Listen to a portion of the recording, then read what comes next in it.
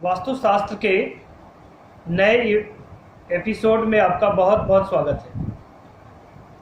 आज हम लोग बहुत महत्वपूर्ण बिंदु पर चर्चा आयोजित करेंगे। चर्चा का विषय है नैऋत्य कोण यदि कट जाता है तो उसका दुष्प्रभाव क्या हो सकता है और उस दुष्प्रभाव से बचने का हमें क्या उपाय करना चाहिए। देखिए, वास्तुशास्त्र यह ईश्वर के द्वारा रचित एक ऐसा संविधान है जिस संविधान का परमानेंट कोई सॉल्यूशन नहीं है। वास्तुशास्त्री लोग अपने यजमान की इच्छा का ध्यान रखते हुए, क्योंकि उनको आपसे पैसा भी कमाना है, तो कुछ ना कुछ नुस्खा जरूर निकालते हैं, कुछ ना कुछ नई बात आपको बताने का प्रयास करते हैं। यह परमानेंट सॉल्यूशन नहीं हो सकता। अब कल्पना कीजिए कि यदि आपके पैर काट दिए जाए तो इसका सब्स्टिट्यूट क्या होगा? कृत्रिम पैर लगा करके। क्या प्राकृतिक पैर का सुख कृत्रिम पैर लगा करके भोगा जा सकता है? कभी नहीं। नैऋत्य कोण में गृह स्वामी का वास होना चाहिए, ऐसा वास्तुशास्त्र लिखता है। यहां वास्तुदेव का पैर होता है। यदि यह कोण कट गया हुआ है तो शास्त्र के अनुसार वास्तुदेव का पैर कट गया होगा। आपका पैर कट जाएगा तो कितना दर्द होगा। ठीक इसी प्रकार वास्तुदेव का यदि पैर कट जाता है तो उसका क्या प्रभाव होगा? कल्पना कीजिए, सामाजिक स्टेटस ऐसे भूखंड के स्वामी का समाप्त हो जाए। ऐसे भूखंड के स्वामी के अंदर में पारिवारिक नेतृत्व की क्षमता का ह्रास हो जाए। कोई भी शुभ काम वे अपने बदौलत नहीं कर सकते। जब कभी कोई शुभ काम करना चाहेंगे तो उनको अपने परिजनों की, उनको अपने पड़ोसियों की, उनको सरकार की मदद लेनी पड़ेगी। बिना कर्जा के कोई भी काम संपन्न नहीं हो पाए। यानी आजीवन कर्ज में डूबे रहेंगे या बैसाखी के सहारे बहुत कष्ट से जिएंगे।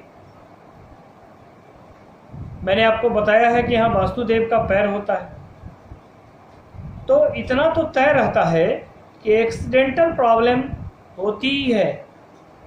पैर में चोट लगने जैसी समस्या, भयंकर दुर्घटना जैसी समस्या आती है। आप कहेंगे कि आपके चैनल पर केवल निगेटिव बातें बताई जाती हैं, पॉजिटिविटी भी तो होनी चाहिए। हम आपको वही बातें बताते हैं जो शास्त्रों में वर्णित है, जो बातें शास्त्रों में लिखी गई है। मेरी मानिए तो आप ऐसे भूखंड को परचेज मत कीजिए, मत खरीदिए। यदि अनजाने में आपने खरीद रखा है तो इसका विकल्प, इसकी इस समस्या का समाधान निकालिए। इस भूखंड को वर्गाकार या आयताकार बनाइए। हो सकता है आपका जमीन का नुकसान हो जाए। जितना भाग कट गया हुआ है उतने जमीन को त्यागना पड़ेगा। बहुत दुखद है, आदमी जीवन भर कमाता है और उस कमाई से एक सपनों का घर बनाना चाहता है, एक भूखंड खरीदता है। धोखे से यदि यह भूखंड सस्ती मिल जाती है तो मनुष्य बिना किसी से राय लिए आनंद फानंद में उसको खरीदना चाहता है और सस्ता रहे बार बार। जब सस्ती है तो कोई ना कोई बीमारी तो होगी ही भूखंड में। आइए इसका समाधान समझने का प्रयास करें। आप तार खींच करके इसको चौकोर बना लीजिए, वर्गाकार बना लीजिए।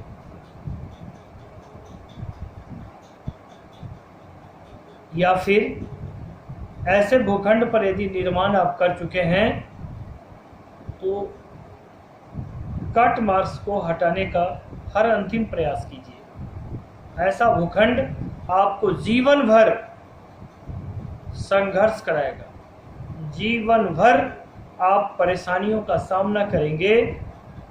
यदि कोई वास्तुशास्त्री इतर कुछ बताते हैं तो यह मान के चलिए उनको आपके धन से, आपके पैसे से लालच है। आपका कल्याण वो नहीं चाहते हैं, वे चाहते हैं कि आप परेशानी में रहें और उनका फी बनता रहे, उन्हें दक्षिणा मिलती रहे। चौकोर बना लीजिएगा तो इस समस्या का समाधान हो जाएगा। और उतने भाग को भूल जाइए जो चौकोर की परिधि में नहीं आते हैं, जो वर्गाकार नहीं बन पाते हैं। उतने जमीन को आप त्याग दीजिए। कोई बहुत बड़ी बीमारी है जो आजीवन आपको परेशान करती रहेगी। आप कहेंगे कि थोड़ी सी जमीन के लिए तो लोग सुप्रीम कोर्ट चले जाते हैं, जीवन भर लड़ते हैं, 7-7 पीढ़ियां लड़ती हैं। कल्पना कीजिए उस जमीन में कुछ न कुछ तो वास्तु दोष होता ही होगा। जीवन बना है प्यार मोहब्बत के लिए, झगड़ा झंझट के लिए नहीं। इसलिए ज़्यादा अच्छा रहेगा कि वास्तु दोष का समाधान कर लीजिए। आज के एपिसोड में इतना ही। कल नई ऊर्जा के साथ फिर से आपका मनोबल बढ़ाने के लिए मैं जरूर आऊँगा। जय जानकी मैया।